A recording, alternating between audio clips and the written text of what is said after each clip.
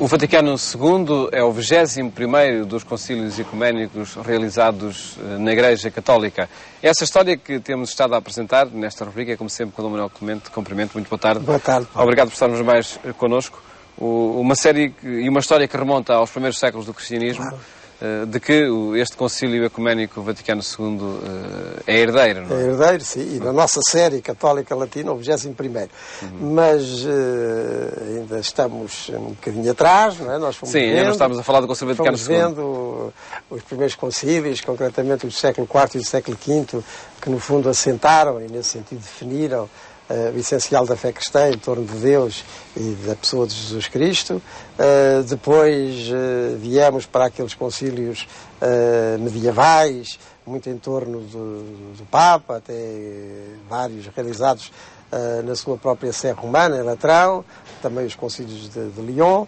No último programa viemos para concílios do século XV, como o concílio de Constança, enfim, resolveu aquela gravíssima situação do cisma do Ocidente, e como depois o concílio de Florença também tentou resolver essa outra divisão do Oriente e do Ocidente. Bem, e agora vamos já para o século XVI, e com o século XVI já estamos amplamente na Idade Moderna. A Idade Moderna costuma-se demarcar desde a queda do Império Romano do Oriente, portanto em meados do século XV, agora no século XVI. E no século XVI, como nós sabemos, houve uma perturbação muito grave da vida da Igreja no Ocidente, com as divisões entre os cristãos ocidentais. Já tinha havido essas divisões em relação aos cristãos orientais, agora são os próprios cristãos do Ocidente que se dividem em torno de várias rupturas, não é? Lutero, Calvino, Zwinglio, depois também a própria Inglaterra com Henrique VIII, e dentro do próprio mundo católico, vários movimentos, e tudo isto torna a vida da cristandade ocidental mais complexa ao longo do século XVI. E requer da parte que ficou com Roma e ligado aos Papas de Roma, uma melhor definição daquilo que era a sua fé e como é que ela também se afirmava ou reafirmava, diríamos assim, até em confronto com outras propostas e com as tais outras afirmações doutrinais e práticas que surgiam concretamente nesse mundo genericamente designado por protestantes. Isso vai acontecer da parte de Roma com o concílio de 1545 e seguintes, portanto convocado pelo Papa Paulo III, que era o Papa dessa altura, e depois continuado sobre os seus sucessores. É um concílio que vai demorar muito tempo, com interrupções pelo meio, em Trento, em Bolonha, outra vez em Trento, entre 1545 e o final de 1563. Portanto, são muitos anos, repito, com essas interrupções nessas suas diferentes fases do concílio, que genericamente é chamado Concílio de Trento. Eu peço ao Paulo para ler mais um trecho de Combi para nos situar. Deste livro, para ler a história da Igreja. Nunca concílio algum fez uma obra tão considerável como o de Trento. Precisa um grande número de pontos dogmáticos, nunca explicitamente definidos no passado, e exige reformas em todos os domínios da pastoral. Muitos textos conciliares foram o fruto de longa reflexão, como aqueles que tratam da justificação, da colaboração de Deus e do homem na salvação.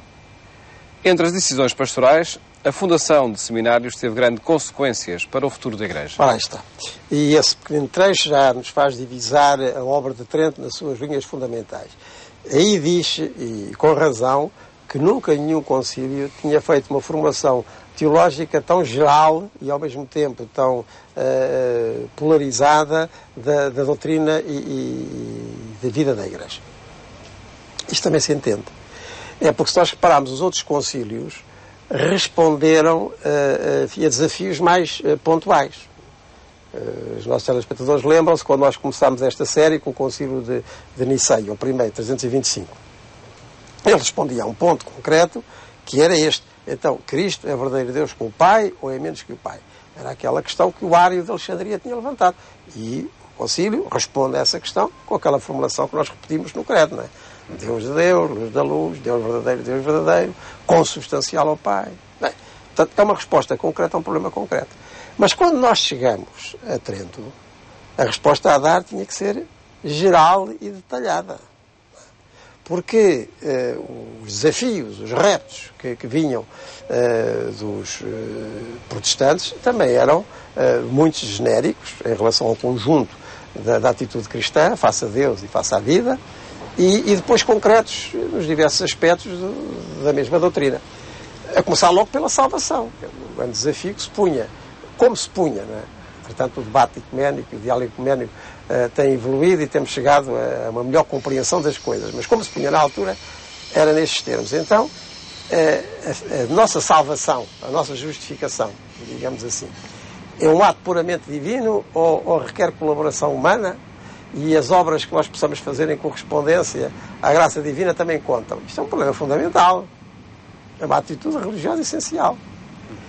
Bem, isto depois desdobrava-se. Então, se a nossa colaboração também conta, se os nossos atos feitos na graça de Deus também são importantes, então há lugar para os sacramentos com o sentido realista que a tradição católica lhes dá. Aqueles atos salvam mesmo. Não são apenas manifestações de uma fé, digamos, mais, passa o termo, subjetiva.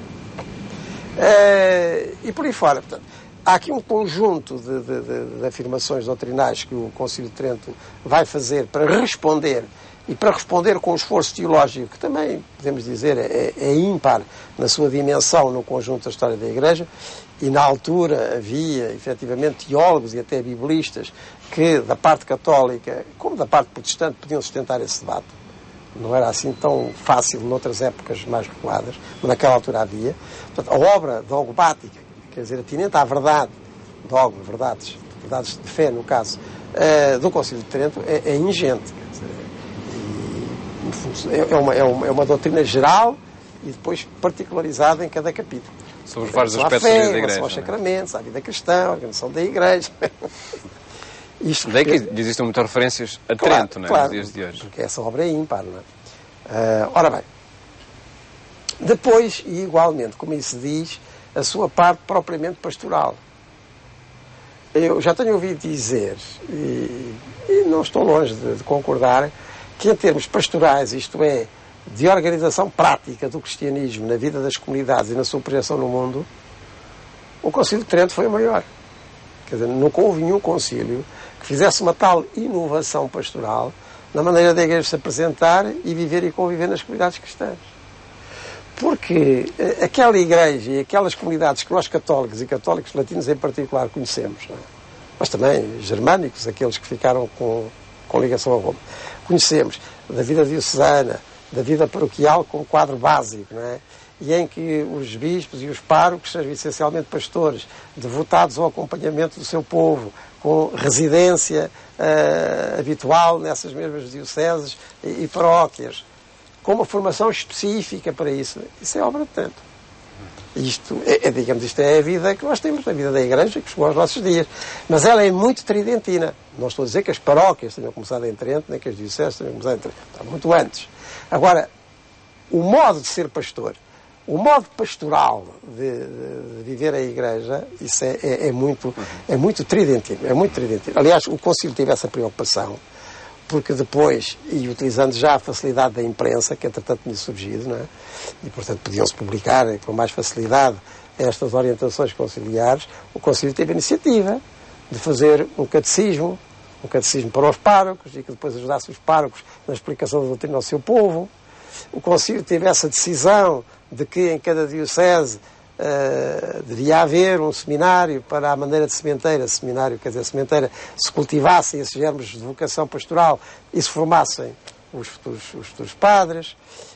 Decisão que só a pouco e pouco foi sendo cumprida, mas temos que esperar. Por exemplo, aqui no Porto onde estamos, a decisão é de 1563, só se concretizou em 1812, não é? Mas noutros sítios foi mais cedo, noutros foi mais tarde, mas houve essa orientação, houve outra preocupação na formação do clero. Portanto, tudo isto é muito tridentino. Depois também a reforma litúrgica, enfim, expurgando muitas coisas que se tinham acrescentado na Idade Média e que já não eram consideradas idóneas. Enfim, tudo isso de uma igreja mais disciplinada, mais arrumada nas ideias e nas práticas, mais pastoral na vivência e na convivência, isso é obra de Trento, e por isso foi o concílio que mais marcou o mundo católico da Idade Moderna, portanto, do século XVI, XVII, XVIII, e quase até aos nossos dias. E enfim, só sendo, de alguma forma, ultrapassado ou além da formulação de Trento, com os concílios que, entretanto, sim, aconteceram. Os dois últimos concílios que nós veremos ainda nos nossos próximos encontros, e cada um deles tem a sua feição particular e também enfim, a sua situação específica. Vamos ver agora o do século XIX e o do século XX, portanto o Vaticano I e o Vaticano II, ou o primeiro Concílio Vaticano e o segundo Concílio Vaticano, que já, pelo facto de terem demorado tanto, estamos a ver, Trento é de 1545 e seguintes, mas um século antes tinha havido Florença. Pouco tempo antes tinha havido Constança. Pouco tempo antes tinha havido outros concílios, né? E agora temos que esperar até passados de meados, 1869, do século XIX, para haver outro. Mas isso acontece, em parte, e também, porque a obra de Trento ficou para completar, e só a pouco e pouco é que foi sendo concretizada. Há bocadinho falei da fundação dos seminários, foi paulatina. Portanto, as grandes diretivas de Trento, quer doutrinais, quer pastorais, eram suficientes para alimentar muito tempo de vida da Igreja. Faremos então de hoje 8 dias, faremos uma referência a essa história do Concílio Vaticano I, neste encontro que em cada semana fazemos com a história da Igreja na rubrica O Passado, o Presente.